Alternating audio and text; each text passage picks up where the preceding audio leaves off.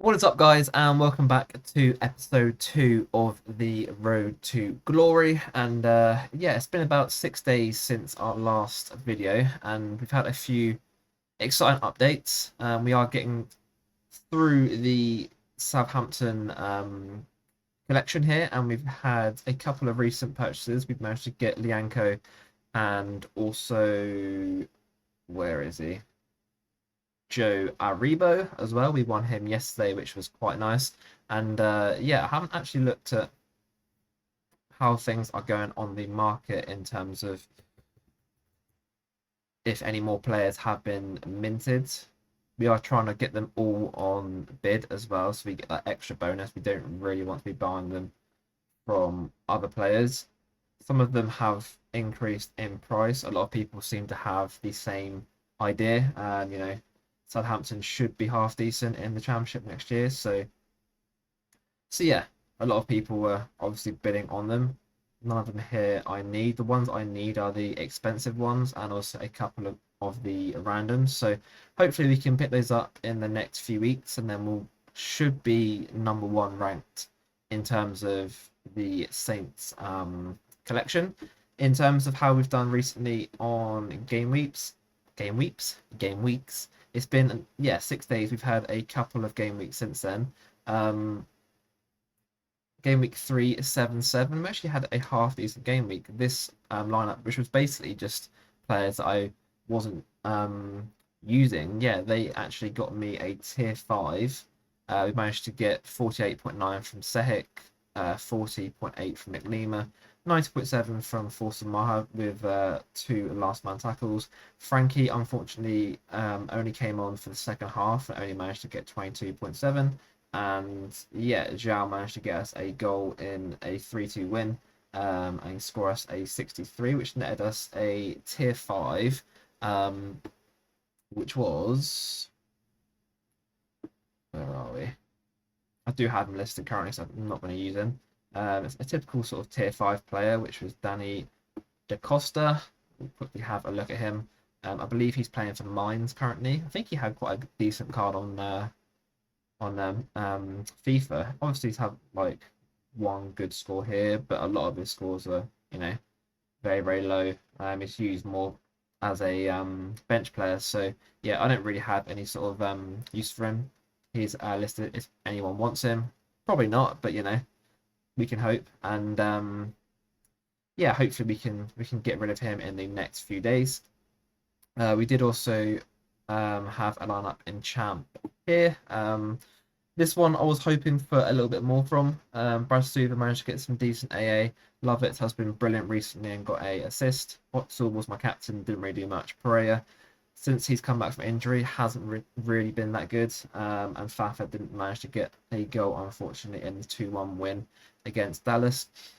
The process here was sort of hoping for a Lovett and Fafa assist, and then goal as well. We got that the other week. Yeah, that didn't happen, unfortunately. MLS Amateur, we were fairly close actually. Stewards needed to get a clean sheet against Salt Lake, and we would have hit a card with 34.34 points off. So we were quite close. Wagner doing well. Zella getting a really good score here. Click with some decent AA, and then a goal from Insigne. And we did manage to hit the threshold here, which was actually quite fortunate. Anderson had a double game week, which meant that his best score out of those two games would count. His first score was like 57-ish, and his second score was better at 63.2. The reason why that helped is because Johnson got a big downgrade of like 5-6 points. So if Anderson didn't have that second game, we would have missed out on the Magic 250 score. Shano got us some decent AA here and a clean sheet. Westwood got a assist, and Baird, yeah, didn't really do much against St. Louis, who are obviously quite good at home as well.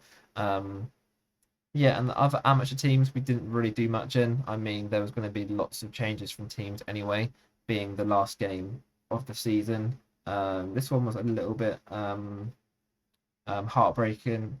Lever did have a assist chalked off for offside, and Izzy is normally much better than this. So yeah, that was a little bit frustrating.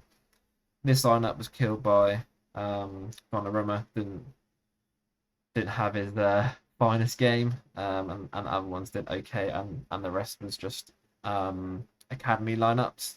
And the week prior to that, which I'm not sure if we showed you previously, but yeah, we did manage to hit the threshold here quite comfortably as well by 10 points. Stuver once again was a good score, decent AA.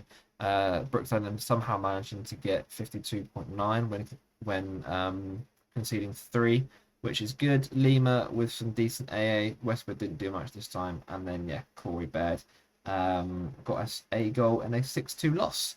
And yeah, we just quickly showed you Danny, but also we did pick up a forward for next season, Jordan White.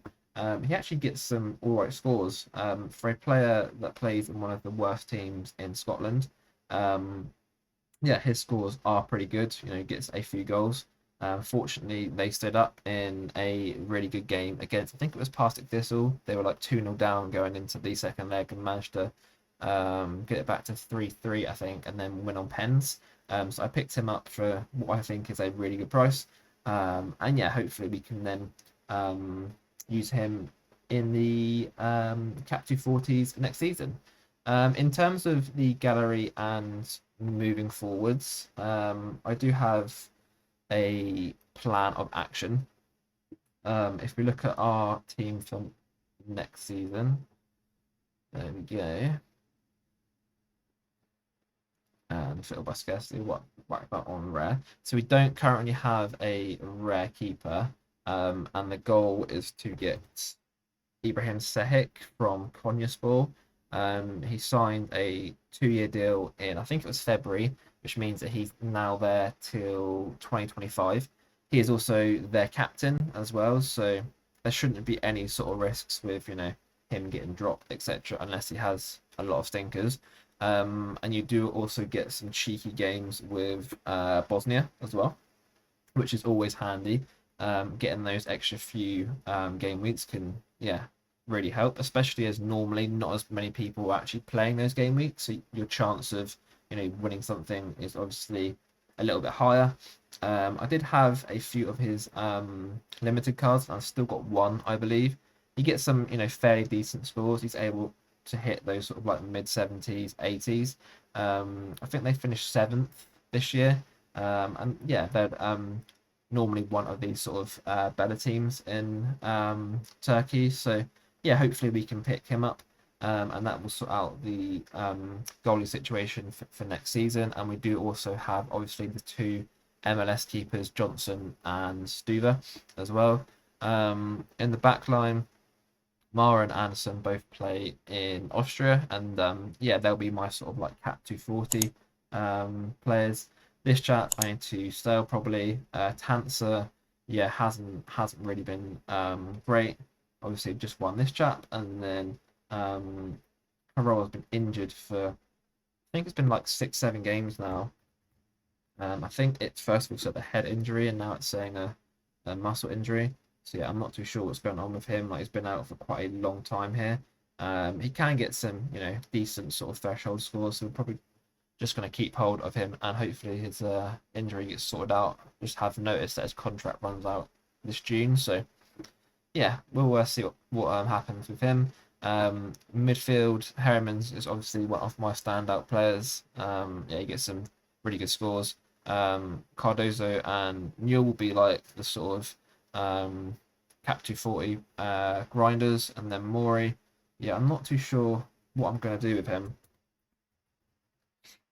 I got him at a similar time to my other player, Carol, and yeah, I mean he gets some like okay scores. He isn't anything special.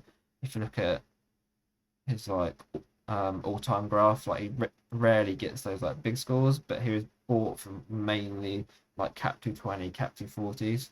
Um, and yeah, his contract's also up as well, so I'm not too sure what's going to go on with him. With him, like his 1 month average is like £10, so it's pretty pointless me selling him. May as well just keep and see what happens. And then the forward line, when this loads up, we've got obviously Jordan White, who's just come in, Brodic, Figueroa, Tadic, who hasn't actually played much recently. I believe Hartberg got someone in on loan, who's been doing really well, and yeah, Tadic is out of contract. He can score some, some decent dark greens there, but yeah, I believe that Hartberg got someone in on loan. This guy Providence, who has been quite good. So that's the reason that he got dropped. Maybe Tadic gets a new contract. We'll see. Hopefully, he goes somewhere that he doesn't get that dreaded red X. And yeah, and then we've got Joel Newbill as well, who is quite a good striker for those cap modes. He isn't going to score you those big 80s, 90s, but he can get some goals and also get some decent AA, 13 AA, like 10, 11, 15. So we can get some half decent scores.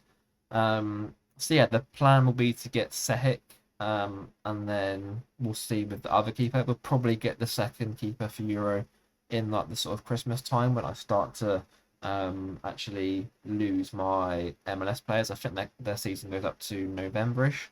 So that'll be the sort of time when I then get a second keeper.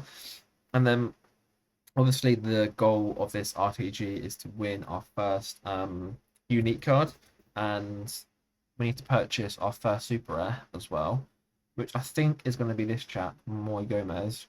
In terms of like budget, let's have a look at his super rares. Like one went here for like 232, which if I can get him for around that sort of price, I think it would be quite a good purchase. Up until his little injury here, he was playing every game, get some decent AA, and is obviously capable of hitting those dark green scores with a 100 here. I'm not sure. I didn't check his like split between home and away.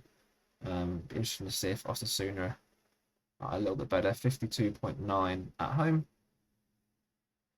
and 50.1. So he's slightly better at home, which you would normally expect. But I think he'll be my super rare purchase. And yeah, that will be the start of grinding the kickoff super rare. I did have a quick look actually at like what sort of scores I would need to actually be in chance of winning something. I always miss out kickoff on here. Where is it? Kickoff super rare. There are some big scores at the top here. But I believe it pays down to like 15th or so. Where is it? Yeah, 15th, which was 337. Which I think I can hit. Obviously, this guy had a 100 with Cherney, but yeah, I do think I'm capable of having a team which gets these sort of scores. Obviously, this guy had a crazy score. Did he have a Lazio stack? Yeah, he had 3 players from Lazio there. So yeah, can I actually get up to this 440 score where these two are? Maybe not, but can I get in these top 15? Probably. I think that in terms of sort of building these teams, I need to have some better rares as well. I can't just put in, 4 average rares and then 1 super rare. I think I am going to need to buy some better cards. But yeah, that's the sort of plan moving forwards. In terms of the RTG, I think we're going to actually start doing some more regular uploads as well, rather than one every like 6-7 days. Try and get at least every 2-3 days so we can get some more episodes in. Because obviously I can understand that over like 6-7 days quite a bit can change in terms of game weeks, who I've won, and it's a little bit hard to sort of keep track of what I've actually talked through with everyone here. So yeah, I'm hopefully going to actually get some more regular uploads, which would be good. And yeah, hopefully we can get some more Saints cards purchased, start to actually build towards the Euro seasons. And yeah, I think that'll be all for episode 2. Hopefully that's, you know, giving you a little update of what's happened in the last 6-7 days. If you have any questions, pop them in the comments down below. Make sure to like and also sub, and I'll see you all soon for episode 3.